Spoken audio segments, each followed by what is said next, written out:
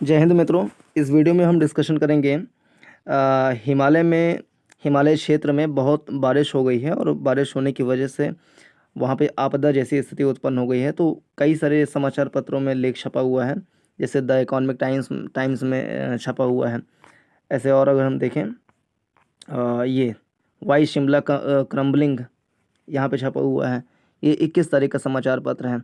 ऐसे ही अगर 23 तारीख के समाचार पत्र में देखें तो 23 तारीख के समाचार पत्र में द टाइम्स ऑफ इंडिया ने छापा है रेस्पेक्ट द माउंटेन्स।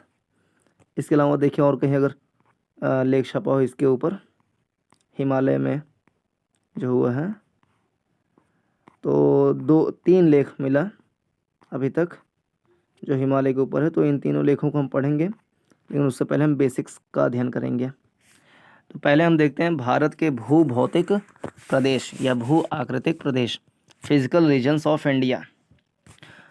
भूपृष्ठ पर प्राकृतिक रूप में निर्मित त्रिविमीय संरचनाएं भू आकृति कहलाती हैं।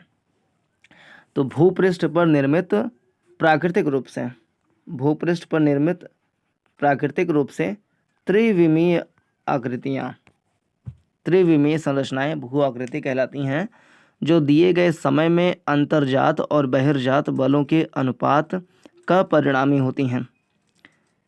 ठीक है। तो भूपृष्ठ पर प्राकृतिक रूप में निर्मित त्रिविमीय संरचनाएं भू आकृति कहलाती हैं, जो दिए गए समय में अंतर्जात और बहिर्जात बलों के अनुपात का परिणामी होती हैं। प्रदेश निश्चित सीमाओं वाला वह भूभाग होता है जिसे उसकी समांगी विशेषताओं के आधार पर अन्य क्षेत्रों से पृथक किया जा सकता है, और जब इसका निर्धारण भू आकृतिक विशेषताओं के आधार पर करते हैं तब इसे भू आकृतिक प्रदेश कहा जाता है। फिर से भूपृष्ठ पर प्राकृतिक रूप में निर्मित त्रिविमीय संरचनाएं भू आकृति कहलाती हैं, जो दिए गए समय में अंतर्जात और बहिर्जात बलों के अनुपात का परिणामी होती हैं। प्रदेश निश्चित सीमाओं वाला वह भूभाग होता है जिसे उसकी समांगी विशेषताओं के आधार पर अन्य क्षेत्रों से पृथक किया जा सकता है। प्रदेश निश्चित सीमाओं वाला वह भूभाग होता है जिसे उसकी समांगी विशेषताओं के आधार पर अन्य क्षेत्रों से पृथक किया जा सकता है, और जब इसका निर्धारण भू आकृतिक विशेषताओं के आधार पर करते हैं तब इसे भू आकृतिक प्रदेश कहा जाता है। भारत को 4 प्रमुख भू आकृतिक प्रदेशों में विभाजित किया जाता है। 4 प्रमुख। एक उत्तर का पर्वतीय क्षेत्र,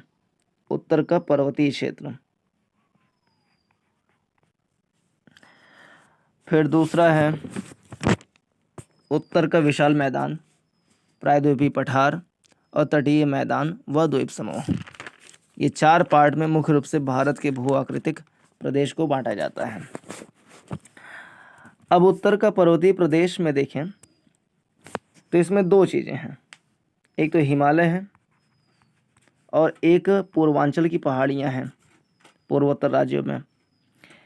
हिमालय को हम 3 आधारों पर बांट सकते हैं, एक अनुदैर्ध्य विभाजन, एक नदी घाटियों के आधार पर विभाजन, एक देशांतरीय विभाजन। अनुदैर्ध्य विभाजन में एक तो है पार हिमालय, एक है मुख्य हिमालय। अनुदैर्ध्य विभाजन मीन्स लंबा लंबा हम ऐसे पूर्व पश्चिम ऐसे विभाजन करें तो अनुदैर्ध्य विभाजन इसको कहेंगे। इसमें 2 प्रकार के हो गए, पार हिमालय, मुख्य हिमालय। पार हिमालय में भारत में 3 श्रेणियां हैं, काराकोरम, लद्दाख जो आगे बढ़ करके तिब्बत में कैलाश हो जाता है, और जास्कर। तो काराकोरम, लद्दाख, कैलाश, जास्कर 3 हो गए। मुख्य हिमालय 3 पार्ट में बांट सकते हैं मुख्य हिमालय को, एक महान हिमालय या हिमाद्री या आंतरिक हिमालय। 3 नाम है इसके, महान हिमालय, हिमाद्री या आंतरिक हिमालय। फिर दूसरा है मध्य हिमालय या लघु हिमालय। फिर तीसरा है बाह्य हिमालय या शिवालिक हिमालय। तो महान, हिमाद्री या आंतरिक, दूसरा मध्य या लघु, तीसरा बाह्य या शिवालिक। अब नदी घाटियों के आधार पर हिमालय को 4 पार्ट में बांट सकते हैं। पंजाब हिमालय, कुमायूं हिमालय, नेपाल हिमालय, असम हिमालय। पंजाब हिमालय, कुमायूं हिमालय, नेपाल हिमालय, असम हिमालय। और देशांतरीय विभाजन अगर किए जाए तो 3 प्रकार के हिमालय हो सकते हैं, 3 पार्ट्स में हम बांट सकते हैं। एक पूर्वी हिमालय, सेंट्रल हिमालय, पश्चिमी हिमालय। तो ये हो गया। तो हिमालय उत्तर के पर्वतीय प्रदेश को 2 पार्ट में बांटते हैं, हिमालय और पूर्वांचल की पहाड़ियाँ। हिमालय को 3 आधारों पर बांटा जा सकता है, अनुदैर्ध्य विभाजन, नदी घाटियों के आधार पर विभाजन और देशांतरीय विभाजन। अनुदैर्ध्य विभाजन में 2 प्रकार के होते हैं, पार हिमालय, मुख्य हिमालय। पार हिमालय में 3 हैं, काराकोरम, लद्दाख कैलाश और जास्कर। मुख्य हिमालय में 3 हैं, हिमाद्री बोलें या महान हिमालय बोलें या वाह्य हिमालय बोलें,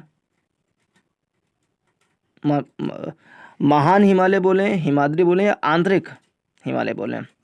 3 नाम हैं, महान हिमालय, हिमाद्री हिमालय या आंतरिक हिमालय। दूसरा मध्य हिमालय या लघु हिमालय और तीसरा है वाह्य हिमालय या शिवालिक हिमालय।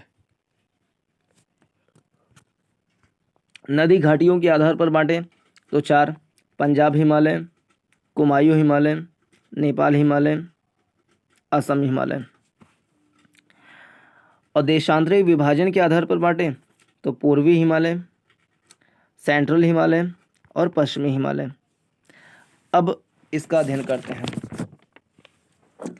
उत्तर का विशाल मैदान है तो उसको भी ऐसे बांटते हैं, संरचनात्मक विभाजन के आधार पर बांट सकते हैं और क्षेत्रीय विभाजन के आधार पर बांट सकते हैं उत्तर के विशाल मैदान को। अगर संरचनात्मक विभाजन के आधार पर बांटे उत्तर के विशाल मैदान को तो वो 5 संरचनाएं हो सकती हैं। एक भाबर, तराई, बांगर, खादर, डेल्टा। भाबर, तराई, बांगर, खादर, डेल्टा। भाबर, तराई, बांगर, खादर, डेल्टा। और क्षेत्रीय विभाजन के आधार पर बांटे तो राजस्थान का मैदान, राजस्थान के मैदान में 2 चीज़ें हैं, बागड़ और थार का मरुस्थल। राजस्थान का मैदान में बागड़, थार का मरुस्थल। और पंजाब हरियाणा का मैदान है। तीसरा गंगा का मैदान, गंगा के मैदान को 3 पार्ट्स में बांटते हैं, ऊपरी गंगा का मैदान, मध्य गंगा का मैदान, निम्न गंगा का मैदान। फिर चौथा है असम या ब्रह्मपुत्र का मैदान। तो उत्तर के विशाल मैदान को संरचनात्मक विभाजन पर बांटे तो भाबर, तराई, बांगर, खादर, डेल्टा। भाबर, तराई, बांगर, खादर, डेल्टा। और क्षेत्रीय विभाजन के आधार पर बांटे तो राजस्थान का मैदान, पंजाब हरियाणा का मैदान, गंगा का मैदान और ब्रह्मपुत्र का मैदान। राजस्थान के मैदान को 2 पार्ट में बांटते हैं, बागड़ और थार का मरुस्थल। गंगा के मैदान को 3 पार्ट में, ऊपरी गंगा का मैदान, मध्य गंगा का मैदान, निम्न गंगा का मैदान। फिर ऐसे ही प्रायद्वीपीय पठार का विभाजन करते हैं। प्रायद्वीपीय पठार के विभाजन को एसपी चटर्जी ने किया है। एसपी चटर्जी, तो एसपी चटर्जी ने किया है प्रायद्वीपीय पठार का विभाजन और उसको बांटा है 3 पार्ट्स में। एक केंद्रीय उच्च भूमियाँ, दूसरा पूर्वी उच्च भूमियाँ, तीसरा मेघालय या शिलांग का पठार व मेकिर पहाड़ियाँ। तो केंद्रीय उच्च भूमियाँ जो है उसको 2 पार्ट में बांटा है, एक उत्तरी एक दक्षिणी। उत्तरी में 5 हैं, अरावली पर्वतमाला, मेवाड़ उच्च भूमि, मध्य भारत का पठार, मालवा पठार, बुंदेलखंड उच्च भूमि। तो उत्तरी में है अरावली पर्वतमाला, मेवाड़ उच्च भूमि, मध्य भारत का पठार, मालवा पठार, बुंदेलखंड उच्च भूमि। अरावली पर्वतमाला, मेवाड़ उच्च भूमि, मध्य भारत का पठार, मालवा का पठार, बुंदेलखंड उच्च भूमि। और दक्षिणी में 4 हैं, विंध्यन का गार, भांडेर पठार, विंध्यन श्रेणी, नर्मदा घाटी। पूर्वी उच्च भूमियाँ फिर आता है पूर्वी उच्च भूमियाँ, इसमें 5 हैं। बघेलखंड, छोटा नागपुर का पठार, गढ़जात की पहाड़ियाँ या ओडिशा उच्च भूमि, महानदी बेसिन, दंडकारण्य का पठार। फिर तीसरा आता है मेघालय या शिलोंग का पठार व मिकिर पहाड़ियाँ। एक और है चौथा, दक्कन का पठार। दक्कन का पठार को 2 पार्ट में बांटते हैं, एक उत्तरी एक दक्षिणी। उत्तरी में आते हैं सतपुड़ा महाराष्ट्र का पठार और दक्षिणी में आता है कर्नाटक का पठार और आंध्र तेलंगाना का पठार। फिर पूर्वी घाट है, पूर्वी घाट में उत्तरी दक्षिणी हो सकता है और पश्चिमी घाट में उत्तरी मध्य और दक्षिणी हो सकता है। सह्याद्री पश्चिमी घाट को कहा जाता है सह्याद्री।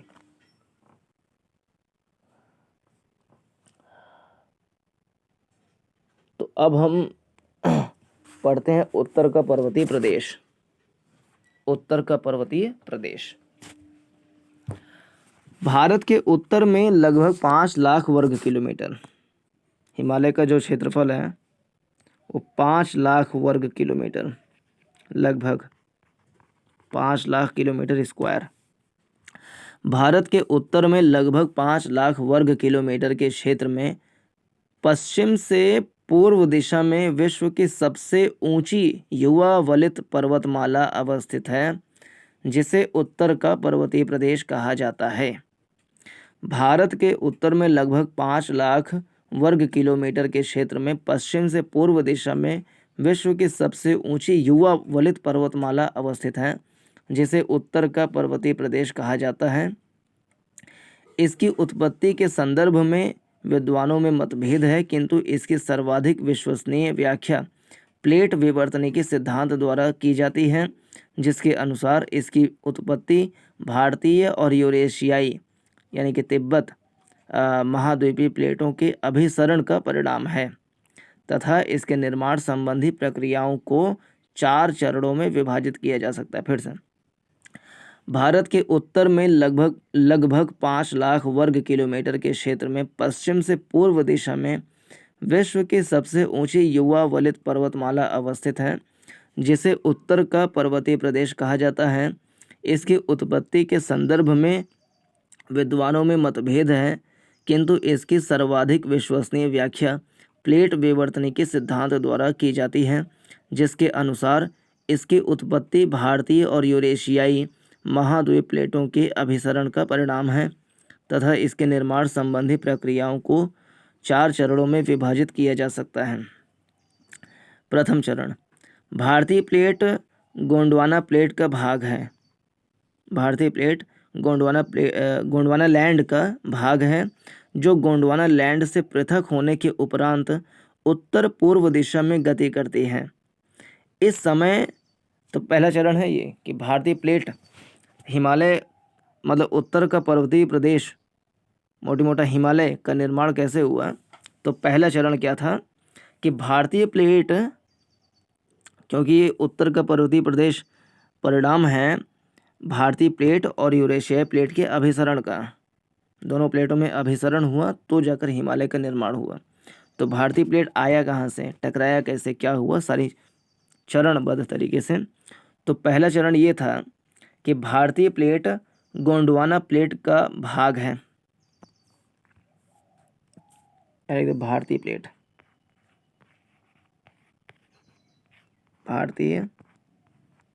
प्लेट भारतीय प्लेट गोंडवाना लैंड का भाग है, ठीक है, जो गोंडवाना लैंड से पृथक होने के उपरांत उत्तर पूर्व दिशा में गति करती है। ठीक बात। इस समय इसके पश्चिमी और पूर्वी सीमांत पर और पूर्वी सीमांत पर क्रमशः अरावली और शिलोंग पठार निर्मित हो चुके थे। मतलब जो हमारा भारतीय प्लेट टूट करके गोंडवाना लैंड से आ रहा था, तो उसके पश्चिमी सीमांत पर अरावली पर्वतमाला और उसके पूर्वी सीमांत पर शिलोंग पठार निर्मित हो चुके थे ऑलरेडी पहले से। भारतीय और यूरेशियाई प्लेट के मध्य टेथिस सागर नामक भूसन्नति थी। तो भारतीय प्लेट, इंडियन प्लेट और यूरेशियन प्लेट के बीच में टेथीस सागर नामक भूसन्नति थी। ठीक है। अभिसरण के क्रम में सबसे पहले टेथीस सागर प्लेट का यूरेशियाई प्लेट में छेपड़ हुआ। तो सबसे पहले टेथीस सागर जो प्लेट था उसका यूरेशियाई प्लेट में छेपड़ हुआ, जिससे यूरेशियाई प्लेट पर काराकोरम और लद्दाख श्रेणियां निर्मित हुईं। तो काराकोरम लद्दाख श्रेणियां निर्मित हुईं, वो भारतीय प्लेट के टकराने से नहीं, टेथीस सागर का जो प्लेट था उसका यूरेशियाई प्लेट में छेपड़ हुआ, जिससे यूरेशियाई प्लेट पर काराकोरम और लद्दाख श्रेणियां निर्मित हुईं। अतः इन श्रेणियों के निर्माण में टेथीस सागर के अवसादों और यूरेशियाई प्लेट की चट्टानों के वलन का योगदान है। अतः इन श्रेणियों के निर्माण में टेथीस सागर के अवसादों और यूरेशियाई प्लेट की चट्टानों के वलन का योगदान है। प्रारंभ में यहाँ ज्वालामुखी उद्गार हुए, किंतु टेथीस सागर प्लेट के समाप्त होने के उपरांत बंद हो गए ज्वालामुखी आनंद। काराकोरम और लद्दाख श्रेणियों का निर्माण पैलियोसीन और इयोसीन युग से संबंधित है। तो काराकोरम और लद्दाख श्रेणियों का निर्माण पैलियोसीन और इयोसीन युग से संबंधित है। ये हो गया पहला चरण। फिर से पढ़ते हैं पहला चरण। भारतीय प्लेट गोंडवाना लैंड का भाग है, जो गोंडवाना लैंड से पृथक होने के उपरांत उत्तर पूर्व दिशा में गति करती है। इस समय इसके पश्चिमी और पूर्वी सीमांत पर क्रमशः अरावली और शिलांग पठार निर्मित हो चुके थे। भारतीय और यूरेशियाई प्लेट के मध्य टेथीस सागर नामक भूसन्नति थी। अभिसरण के क्रम में सबसे पहले टेथीस सागर प्लेट का यूरेशियाई प्लेट में छेपड़ हुआ, जिससे यूरेशियाई प्लेट पर काराकोरम और लद्दाख श्रेणियां निर्मित हुईं। अतः इन श्रेणियों के निर्माण में टेथीस सागर के अवसादों और यूरेशियाई प्लेट की चट्टानों के वलन का योगदान है। प्रारंभ में यहाँ ज्वालामुखी उद्गार हुए, किंतु टेथीस सागर प्लेट के समाप्त होने के उपरांत बंद हो गए। काराकोरम और लद्दाख श्रेणियों का निर्माण पैलियोसीन और इयोसीन युग से संबंधित है। तो ये हो गया पहला चरण। अब दूसरा चरण।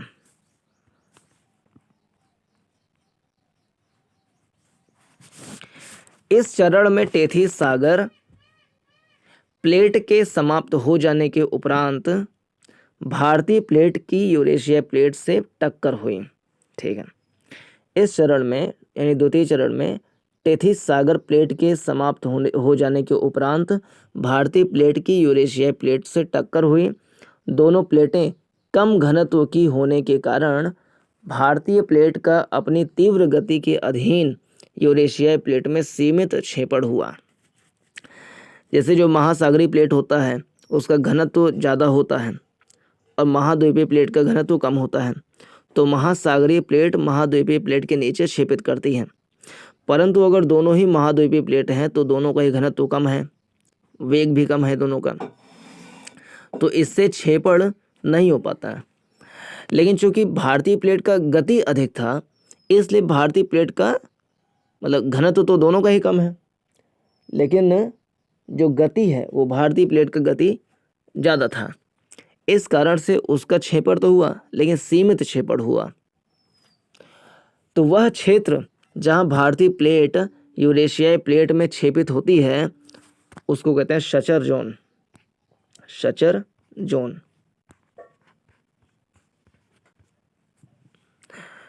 तो वह क्षेत्र जहाँ भारतीय प्लेट यूरेशियाई प्लेट में छेपित होती है। अब भारतीय प्लेट यूरेशियाई प्लेट में छेपित कहाँ होगी? काराकोरम, लद्दाख, जास्कर। तो जास्कर के दक्षिण में ही होगी। ठीक है। तो वह क्षेत्र जहाँ भारतीय प्लेट यूरेशियाई प्लेट में छेपित होती है शचर जोन या सीवन क्षेत्र या हिंज लाइन कहलाता है। 3 नाम: शचर जोन, सीवन क्षेत्र, हिंज लाइन। शचर जोन, सीवन क्षेत्र, हिंज लाइन। कहलाता है। वर्तमान में इस क्षेत्र में सिंधु तथा ब्रह्मपुत्र नदियां प्रवाहित होती हैं। तो शचर जोन में सिंधु नदी और ब्रह्मपुत्र नदी, जिसको सांगपो कहते हैं, प्रवाहित होती है। अतः इसे इंडस सांगपो शचर जोन कहा जाता है।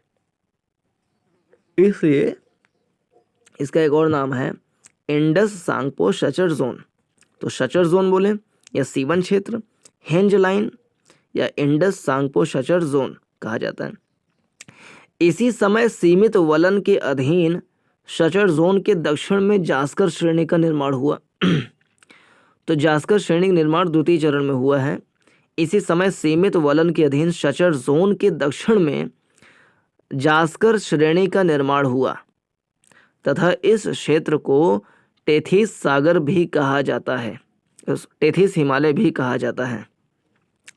भारतीय प्लेट की उत्तर पूर्व की ओर तीव्र गति के अधीन वलन की क्रिया में महान हिमालय का निर्माण होता है, जिसमें टेथिस सागर के अवसादों के साथ प्रायद्वीपीय प्लेट की चट्टानों के अभिसरण का परिणाम है। जास्कर श्रेणी और महान हिमालय के मध्य तिब्बतन या तिब्बतन डिटैचमेंट जोन पाया जाता है। तो जास्कर श्रेणी और ऊपर जो पार हिमालय है उसके बीच में जो है उसको कहते हैं शचर जोन या सीवन क्षेत्र या हेंज लाइन या इंडस सांगपो शचर जोन। लेकिन जास्कर के दक्षिण में और महान हिमालय के बीच में, जास्कर श्रेणी और महान हिमालय के मध्य जो जोन बना उसको कहते हैं तिब्बतन डिटैचमेंट जोन, यानी तिब्बत से डिटैच हो गए, अलग हो गए, तो तिब्बतन डिटैचमेंट जोन पाया जाता है। जास्कर श्रेणी का निर्माण जहाँ इयोसीन युग के अंतिम चरण में हुआ, वहीं महान हिमालय का निर्माण मुख्यतः ओलिगोसीन युग से संबंधित है। तो काराकोरम और लद्दाख ये बने थे पैलियोसीन और इयोसीन युग में। काराकोरम बना पैलियोसीन युग में, लद्दाख बना इयोसीन युग में, और जास्कर श्रेणी बना इयोसीन युग के अंत में, और महान हिमालय जो ग्रेटर हिमालय है ये बना ओलिगोसीन युग में, ओलिगोसीन युग में।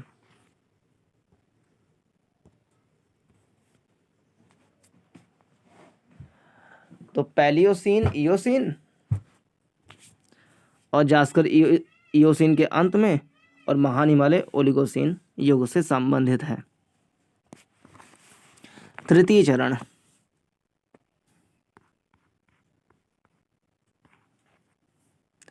इस चरण में मायोसीन युग में महान हिमालय के दक्षिण में मध्य या लघु हिमालय का निर्माण हुआ।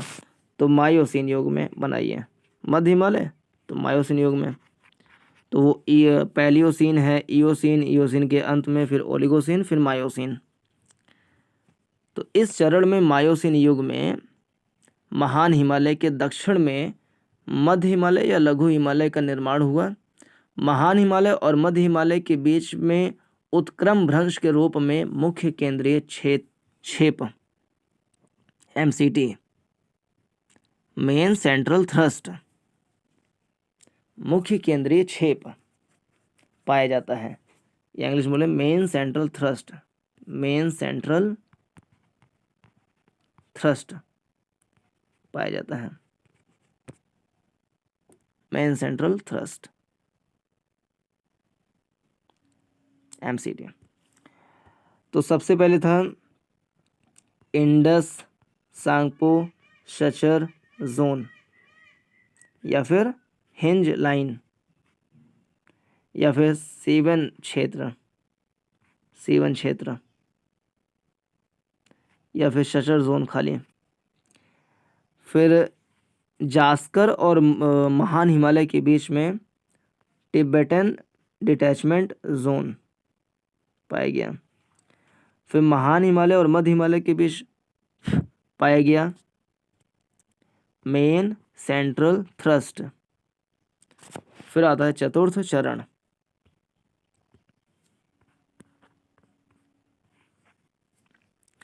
इस चरण में प्लायोसीन युग में, मायोसिन के आगे प्लायोसीन, तो पहला था पैलियोसीन, फिर इयोसीन, इयोसीन के अंत में ओलिगोसीन, फिर मायोसीन, फिर आ गया प्लायोसीन।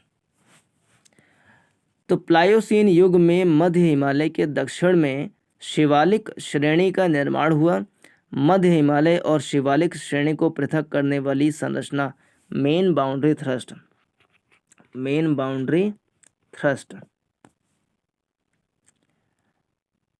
है।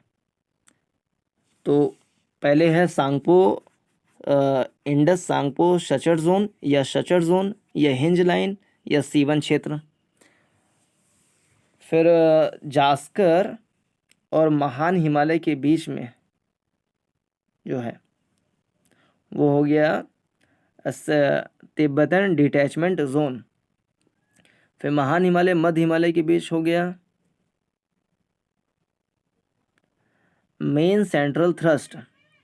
फिर मुख्य मध्य हिमालय और लघु हिमालय या शिवालिक हिमालय के बीच हो गया मतलब मध्य हिमालय बोलें या लघु हिमालय बोलें और शिवालिक हिमालय, इसके बीच में बना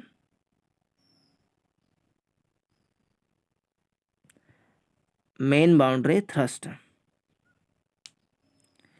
शिवालिक के निर्माण की प्रक्रिया में शिवालिक के दक्षिण में एक अग्रगर्त का निर्माण हुआ, जहां हिमालयी नदियों द्वारा लाए गए अवसादों के निक्षेपण से भारत के उत्तर के विशाल मैदान निर्मित हुए। शिवालिक तथा इन मैदानों को पृथक करने वाली संरचना हिमालयन फ्रंट फॉल्ट कहलाती है, हिमालयन फ्रंट फॉल्ट कहलाती है। फिर से शिवालिक के निर्माण की प्रक्रिया में शिवालिक के दक्षिण में एक अग्रगर्त का निर्माण हुआ, जहां हिमालय नदियों द्वारा लाए गए अवसादों के निक्षेपण से भारत के उत्तर के विशाल मैदान निर्मित हुए। शिवालिक तथा इन मैदानों को पृथक करने वाली संरचना हिमालयन फ्रंट फॉल्ट कहलाती है।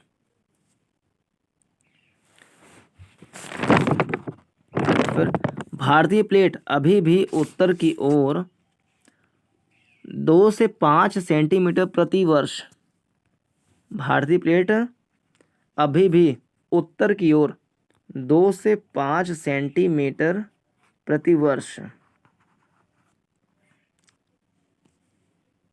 की दर से गति कर रही है, जिसके कारण यह विवर्तनिक दृष्टिकोण से अत्यधिक संवेदनशील क्षेत्र है तथा संपीड़न बल के अधीन हिमालय की चोटियों का निरंतर उत्थान हो रहा है।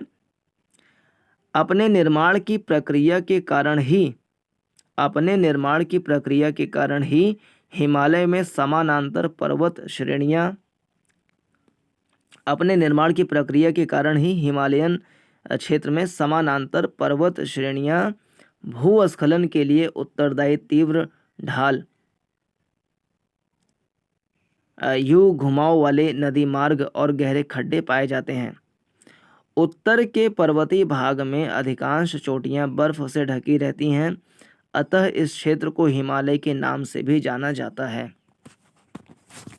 ना हिम का घर हिमालय। अब देखें, इसको पहले एक बार रिवाइज कर लें फिर से। 1 2 3 पेज का है, फिर से रिवीजन मारें।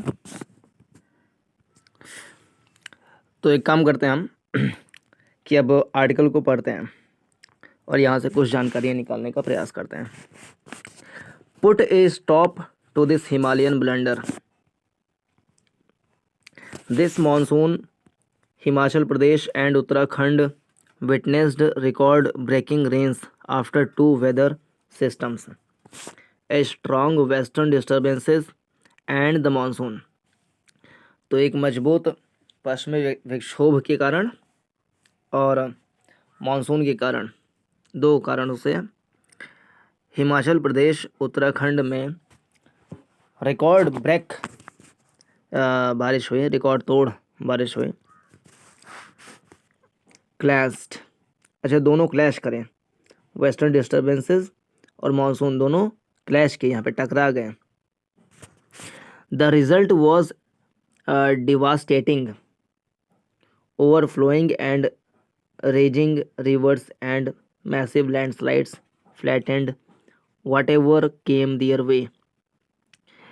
तो इसका परिणाम ये हुआ कि ओवरफ्लो शुरू हो गया, डिवास्टेटिंग यानी कि विनाश करना शुरू कर दिया पानी ने या नदी के तीव्र बहाव ने, जिससे बहुत बड़ी मात्रा में लैंडस्लाइड हुआ, भूस्खलन हुआ, और उसके रास्ते में जो कुछ भी आया उसको फ्लैट करता चला गया, नष्ट करता चला गया, बहाता चला गया अपने साथ।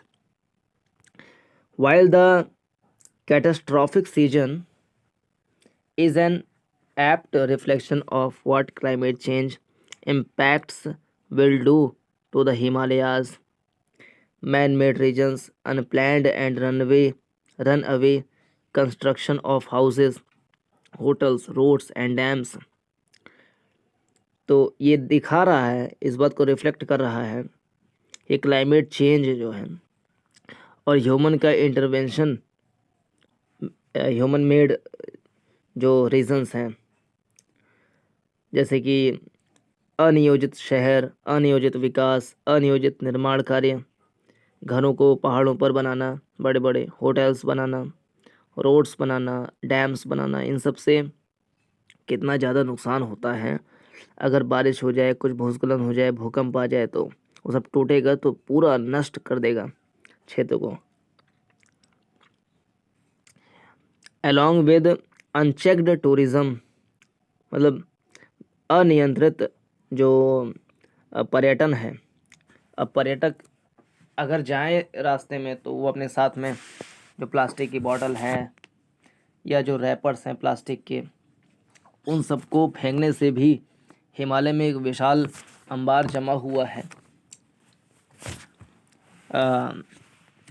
अपशिष्ट पदार्थों के। तो ये सब कहीं ना कहीं नुकसान करते हैं और कर रहे हैं। शिफ्ट इन क्रॉपिंग पैटर्न, जो शस्य प्रतिरूप है, खेती करने के जो पैटर्न है उसमें बदलाव हो रहा है।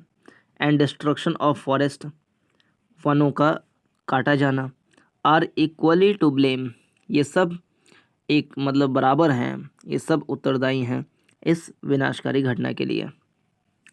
But instead of acknowledging this causes, last week Himachal Pradesh CM Sukhvinder Singh Sukhu blamed migrant construction workers from Bihar for bad design and construction quality of houses।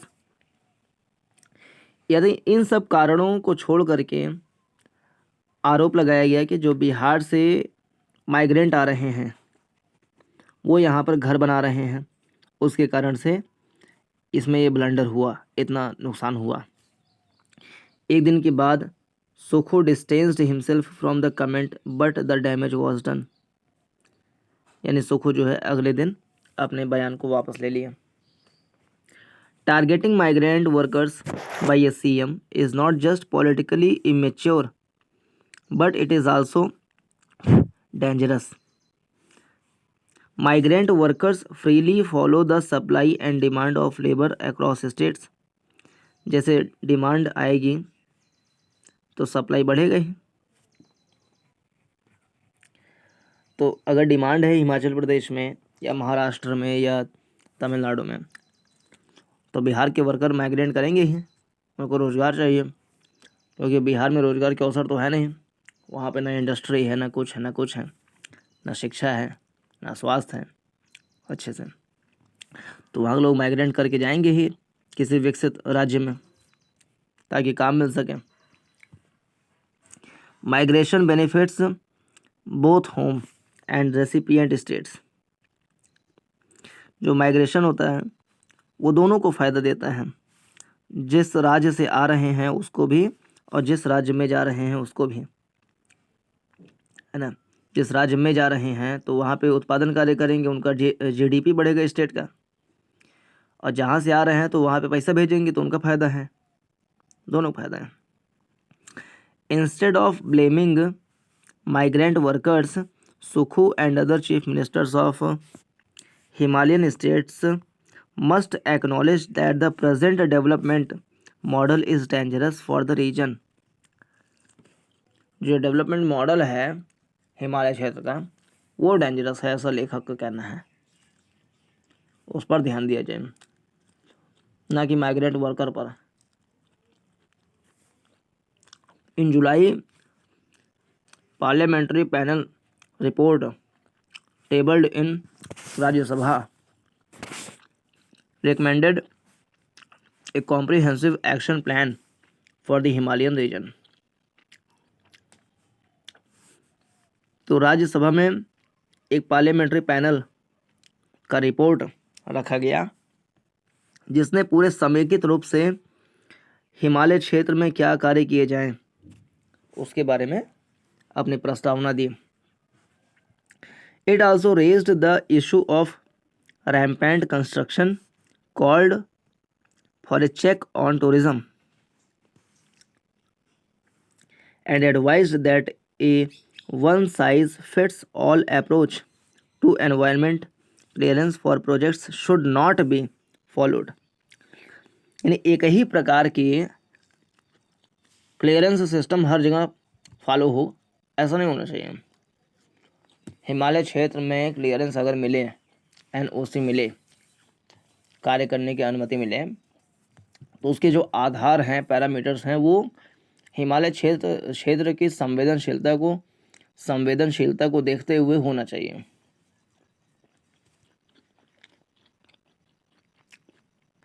Sukhu and others must focus on these pressing issues and not look for scapegoats. As for untrammeled construction, we know what happens if one unduly acts on the goose that lays golden eggs. कहावत कोई लिख दिया English में। अब ये Y Shimla is crumbling. फिर अगला article है why Shimla is crumbling. Infrastructure development has not been climate smart. Rains have recently wreaked havoc in Himachal Pradesh, particularly Shimla. Heavy precipitation in the Samar Hill area of the state capital resulted in flash floods and the collapse of a temple, which is claimed over 15 lives.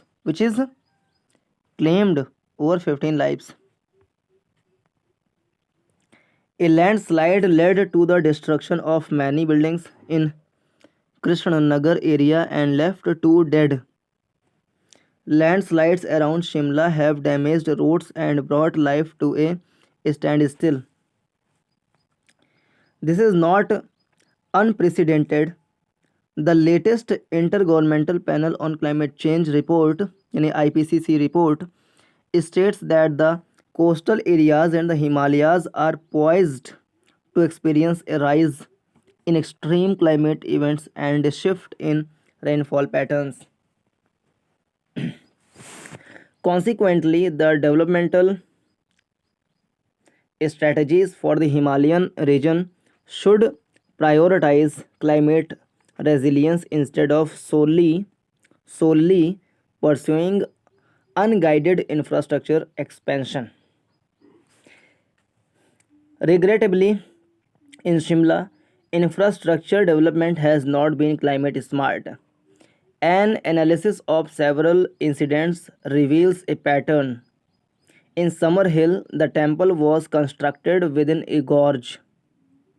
This was also the location of a water supply system for Totu, a suburb of Shimla.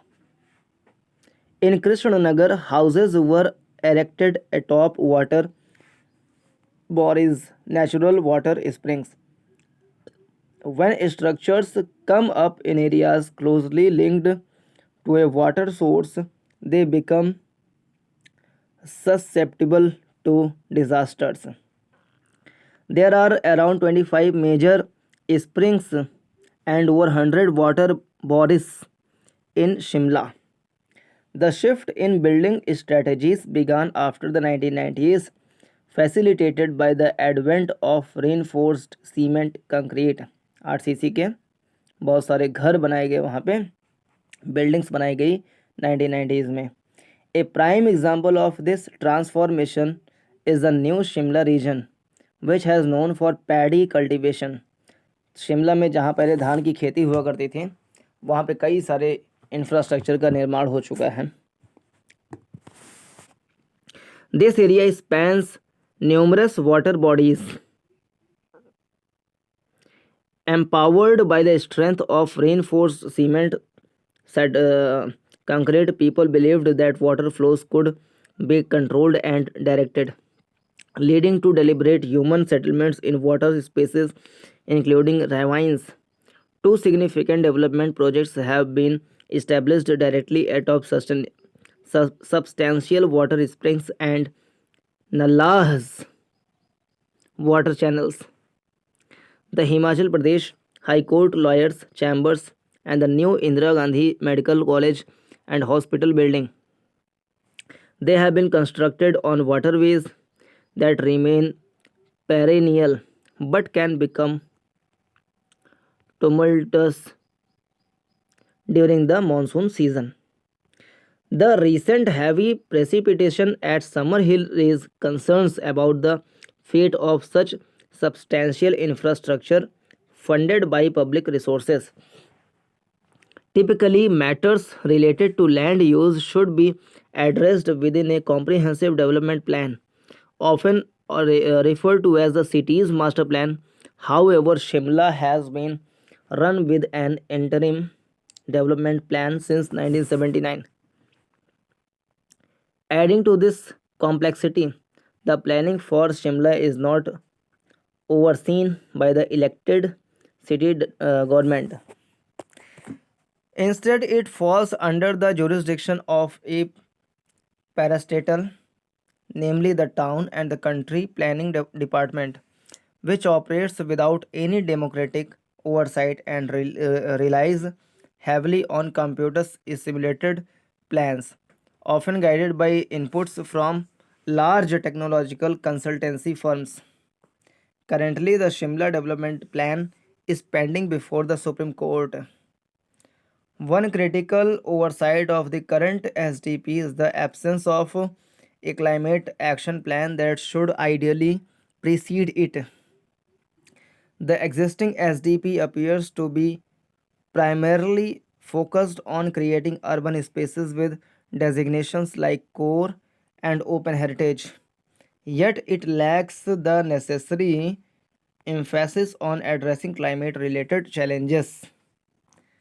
When the SDP does necessitate is a zonal and subzonal planning approach, which is important in Shimla, a region with unique geographical features. It is imperative that zones and subzones are meticulously defined based on comprehensive geological data and through studies. Subsequently, this information should guide the determination of the floor area ratio. The zoning strategy should dictate the regions where the city cannot support further settlements. Conversely, areas with robust rock foundations should be permitted to undergo vertical expansion, but all decisions should be rooted in solid geological and structural foundations. The approach aims to strike a balance between urban development and the preservation of the city's unique geological features.